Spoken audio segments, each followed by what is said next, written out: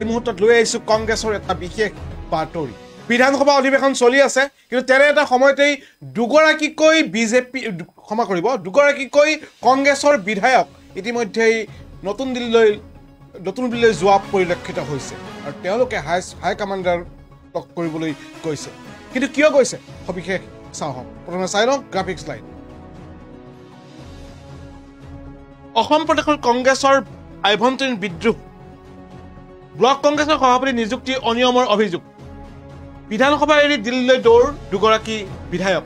দিল্লীত বাহৰ পাতিছে শিৱামণি বৰা নন্দিতা দাসে ব্লক সভাপতি নিযুক্তি অনিয়মৰ তদন্তৰ দাবী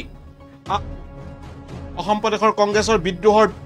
বিদ্ৰোহ ব্লক কংগ্ৰেছৰ সভাপতি নিযুক্তিত অনিয়মৰ অভিযোগ বিধানসভা এৰি দিল্লীলৈ দৌৰ দুগৰাকী বিধায়ক দিল্লীত বাহৰ পাতিছে শিৱামণি বৰা আৰু নন্দিতা দাস ব্লক সভাপতি নিযুক্তি অনিয়মৰ তদন্তৰ দাবী নিশ্চয়কৈ বিধানসভা অধিৱেশন চলি থকাৰ মাজতেই দুগৰাকী বিধায়ক ক্ৰমে শিৱামণি বৰা আৰু নন্দিতা দাসে নতুন দিল্লীৰ হাইকমাণ্ডক লগ কৰিব গৈছে আৰু তেওঁলোকে অভিযোগ দিব বিচাৰিছে ভূপেন বৰাৰ বিৰুদ্ধে অভিযোগ দিছে ব্লক সভাপতি নিযুক্তি অনিয়মৰ তদন্তৰ দাবীৰ বাবে তেওঁলোকে এনেদৰে অভিযোগ দিছে কিন্তু কংগ্ৰেছৰ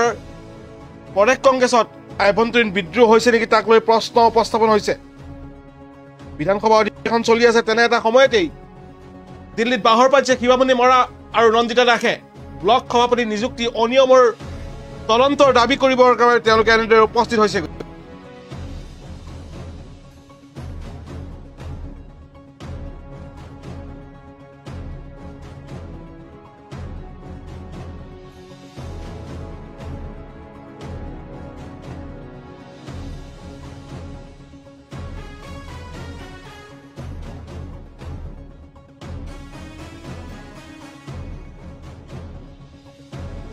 অসম প্ৰদেশ কংগ্ৰেছৰ আভ্যন্তৰীণ বিদ্ৰোহ হৈছে নেকি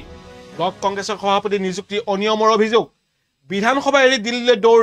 দুই বিধায়কৰ দিল্লীত বাহৰ পাতিছে শিৱামণি বৰা আৰু নন্দিতা দাসে ব্লক সভাপতি নিযুক্তি অনিয়মৰ তদন্তৰ দাবীৰ বাবে তেওঁলোকে গৈছে